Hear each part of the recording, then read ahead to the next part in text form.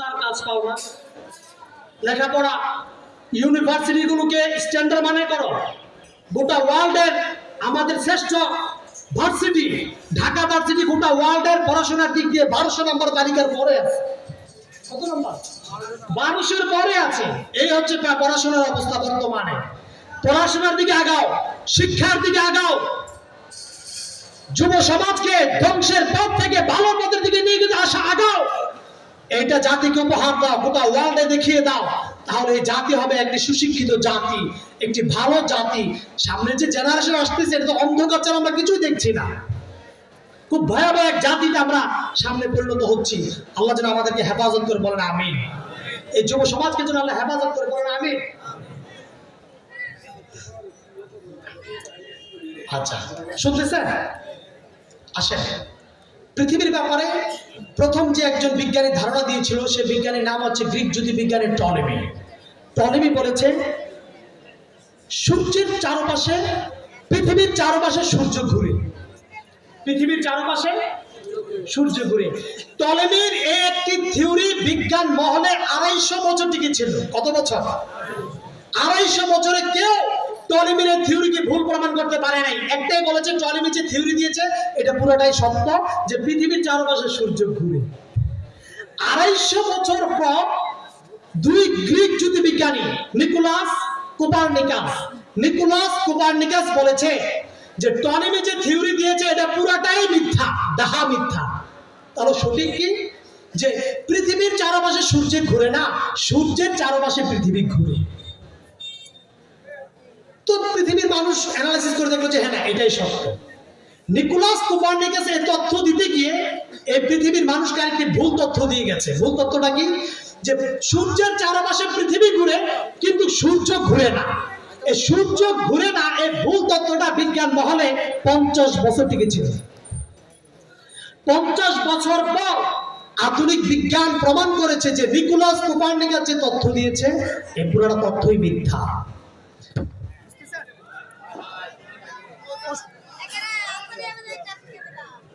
কেউ উঠাউঠি করবেন না, বসে আমরা একটু জিকির করি। লা ইলাহা ইল্লাল্লাহ, লা ইলাহা ইল্লাল্লাহ,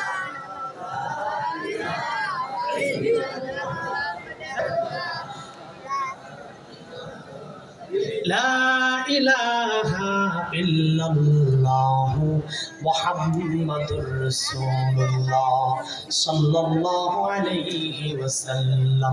সবাই বসেন, যারা দাঁড়িয়ে আছেন বসে যান।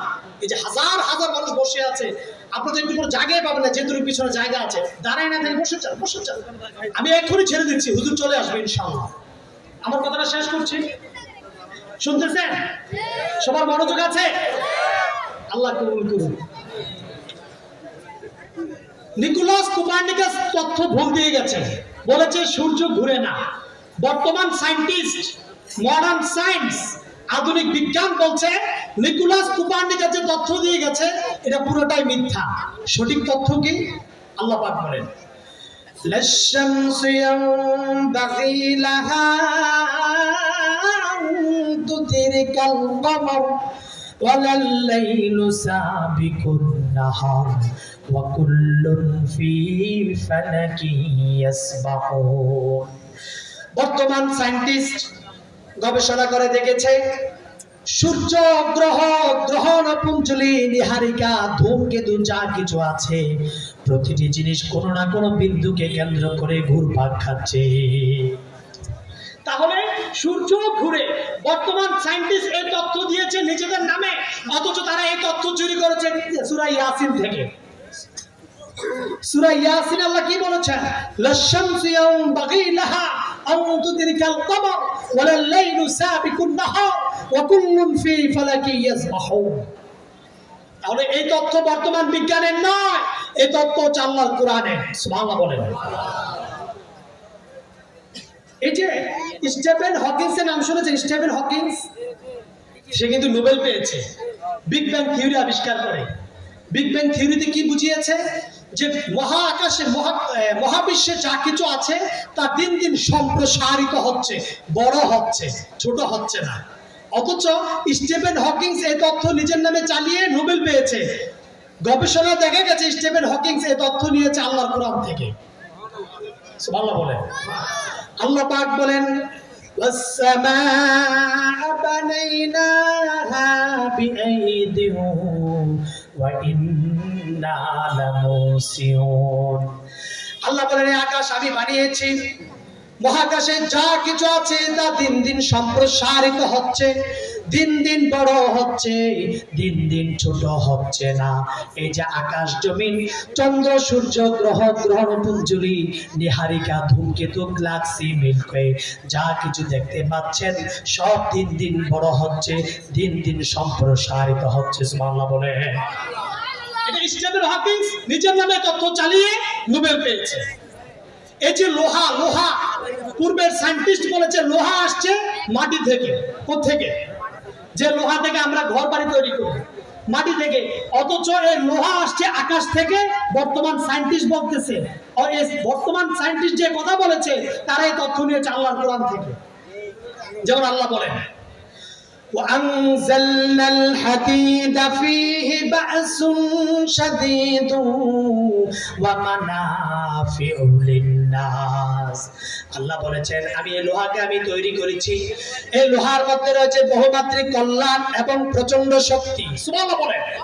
তাহলে বর্তমান সায়েন্টিস্ট যে তথ্য দিয়েছে নিজেদের নামে, এটা নিজেদের তথ্য নয়, তারা এই তথ্য আল্লাহর কোরআন থেকে চুরি করে নিজেদের নামে চালাইয়া দিছে।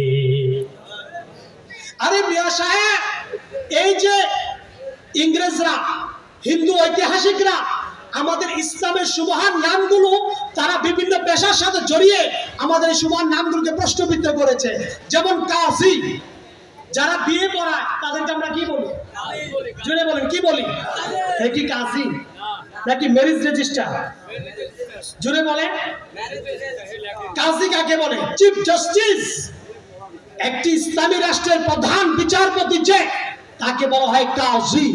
অথচ যার বগলে একটা খাতা, হাতে একটা ছাতা, তার নাম দিয়ে দিয়েছে কাজী। চিন্তা করেছেন? কাপড় যে শিলা, তার নাম দিয়েছে খলিফা। কি নাম? খলিফা বলে না? সে কি খলিফা না দর্জি? সবাই বলেন। এখন খলিফা কাকে বলে? Chief executive of Islamic state. Chief executive of Islamic state, একটি ইসলামী রাষ্ট্রের প্রধান যে, তাকে বলা হয় খলিফা।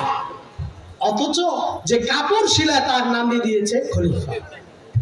চিন্তা করেছেন? আরে মিয়া সাহেব, এই যে আল্লাহ পাকের কোরআনের প্রথম অনুবাদক আমরা সকলে জানি যে গিরিশচন্দ্র সেন, জানি না? আল্লাহর পবিত্র কোরআন কারীমের অনুবাদক আমরা জানি যে একজন গিরিশচন্দ্র সেন। আরে এটা চিন্তা করেন না যে আল্লাহর পবিত্র কালামের প্রথম অনুবাদক একজন হিন্দু কেন হবে? এটা হিন্দু ঐতিহাসিকরা সুকৌশলে মুসলিম জাতিকে এটাই বুঝিয়েছে যে তোমাদের ধর্মের প্রথম অনুবাদক হচ্ছে একজন হিন্দু, গিরিশচন্দ্র সেন। এটা পুরোটাই মিথ্যা। আল্লাহর ৩০ পারা কোরআনুল কারীমের প্রথম বঙ্গানুবাদ যে করেছেন, তিনার নাম হচ্ছে আব্দুর রহমান বসুনিয়া। নাম কি? আব্দুর রহমান বসুনিয়া, দিনাজপুর ওনার বাড়ি। উনি হচ্ছেন আল্লাহর পবিত্র কালামের প্রথম অনুবাদক, আর গিরিশচন্দ্র সেন হচ্ছে সপ্তম অনুবাদক। আর সপ্তমকে নিয়ে আসছে প্রথম, আর প্রথমকে নিয়ে গেছে সপ্তম। হিন্দু ঐতিহাসিকরা, ইংরেজরা আমাদের ইতিহাসকে নিয়ে কত রকমের বিকৃতি করেছে। চিন্তা করেছেন? ইতিহাস জানুন, ইতিহাস বুঝুন, ইতিহাস ঘাটুন, তাহলে ইসলামের পরিপূর্ণ স্বাদ পাবেন। আল্লাহ আমাদেরকে বুঝার তৌফিক দান করুন, আমিন। তাহলে আল্লাহ ৩০ পারা কোরআন কারীমকে বিজ্ঞান বলেছেন, ওয়াল কুরআনিল হাকিম, বিজ্ঞানময় কোরআনের কসম। তাহলে আমাদের বিশ্বাস হয়ে গেল কোরআন কারীমের বিসমিল্লাহর বা থেকে মিনাল জিন্নাতি ওয়ান নাসের সিন পর্যন্ত প্রতিটি জায়গায় বিজ্ঞানের ভরপুর। আর বর্তমান সায়েন্টিস্ট সব তথ্য চুরি করছে কোরআন থেকে, কোরআনুল কারীম থেকে তথ্য চুরি করে নিজেদের নামে চালাইয়া নোবেল পাচ্ছে। ঠিক কিনা বলেন? আল্লাহ যেন ওই মিথ্যাবাদীদের থেকে আমাদেরকে হেফাজত করেন, বলেন আমিন। যে সকল সায়েন্সের ছাত্র পড়াশোনা করে মাথা বিগড়িয়ে যাচ্ছে, নাস্তিক ভাব ভিতরে জাগ্রত হচ্ছে, হ্যাঁ, তোমাদেরকে বলবো, আমি কিন্তু বেশি দূরে থাকি না। আমি মনোহরগঞ্জ উপজেলা বাজার কেন্দ্রীয় জামে মসজিদ, এখানে জুমা পড়াই। তোমরা ওইখানে যে তোমাদের যত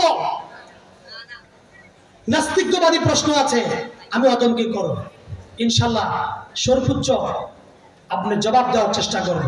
আল্লাহ আমাকে বলার তৌফিক দেখবেন না আমি। যত নাস্তিক নাস্তিকের একটু ভাব পাওয়া যায়, বিভিন্ন প্রশ্ন জাগে যাইবা, আশা করছি সঠিক সমাধান নিয়ে আসতে পারবা। আল্লাহ তোমাদেরকে বুঝার তৌফিক দান করবেন, বলেন আমিন, বলেন আল্লাহুম্মা আমিন। যাই হোক, আমি সূরা ইয়াসিনের উপরে সংক্ষিপ্ত আলোচনা এখানে শেষ করছি, আর দীর্ঘ করছি না। আমাদের কাঙ্ক্ষিত মেহমান অল্প কিছুক্ষণের মধ্যেই চলে আসবেন। আল্লাহ আমাদেরকে সূরা ইয়াসিনের উপরে আমল করার তৌফিক দান করেন, বলেন আমিন। আল্লাহ যেন মরণ পর্যন্ত সূরা ইয়াসিনের উপরে দায়েম এবং কায়েম থাকতে পারি, সেই তৌফিক যেন আল্লাহ আমাদেরকে দান করেন, বলেন আল্লাহুম্মা আমিন। শুধু তাই নয়,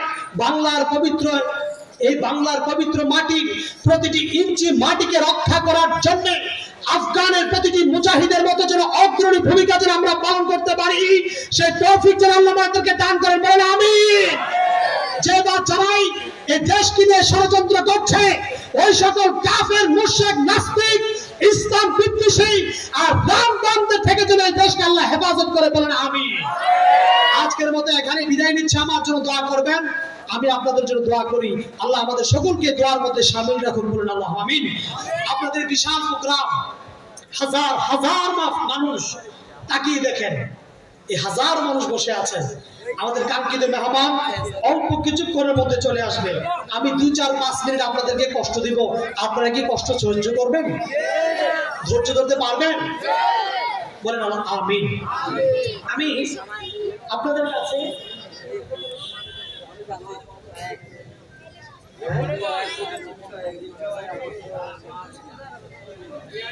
আপনাদের আজকের যে মাহফিল, আশিরপাড় হিফজুল কোরআন ও নুরানি মাদ্রাসার উদ্যোগের মাহফিল, এই হাজারো মানুষ বসে আছেন, ঈদের ছুটি।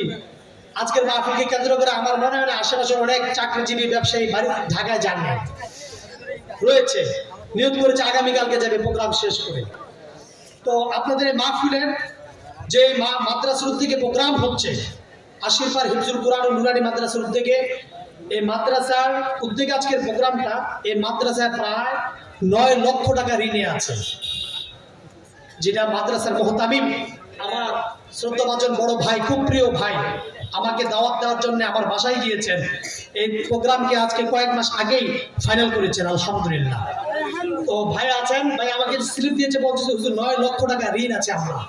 তো আমি চাই এই হাজারো মানুষের মধ্যে এমন কোন ভাই আছেন যে হুজুর আমি আজকের মাহফিলের জন্য 20,000 টাকা দিয়ে শরীক হব? কে আছেন? মন খুলে দোয়া করব।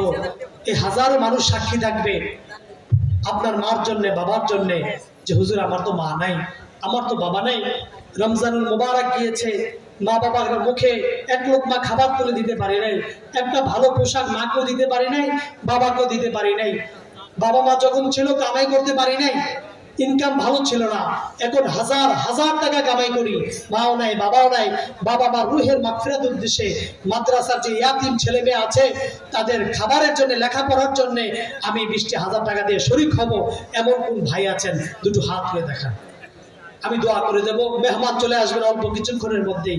আপনি এখন দিতে পারেন না, সমস্যা নাই, আপনি পরবর্তীতে দিয়েন, আপনি নামটা লিখে নেন, 1 মাস 2 মাস 3 মাস পরে দেন, কিন্তু আপনি হাজার মানুষের সামনে আপনি সাক্ষী হয়ে যান, হুজুর আমি 20,000 টাকা দেব। কে আছে? দ্রুত দ্রুত, কষ্ট দেওয়া যাবে না, মেহমান বসে আছেন, কে আছেন? আল্লাহ আল্লাহ। যে মায়াময় ছোট থেকে মায়ার জালে বন্দি রেখে করেছে পারো, হে প্রভু তুমিও তারে তোমার আরশ ছায়া নিরে করিও লালো, মাকে করিও লালো, বলে আমিন। কে আছেন?